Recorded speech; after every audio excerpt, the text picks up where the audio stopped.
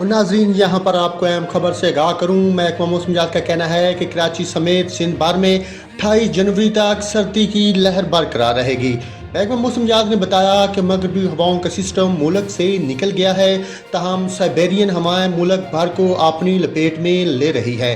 सिंध भर में मौसम खुश्क और सर्द रहने का इम्कान है, जबकि कराची में कम से कम दर्जा हरारत 8 से 10 डिग्री सेंटीग्रेड हो सकता है। नाज़रीन, यहाँ पर आपको बताऊँ, शहर कैद में आज सुबह का दर्जा हरारत सिंगल डिजिट में रिकॉर्ड किया गया।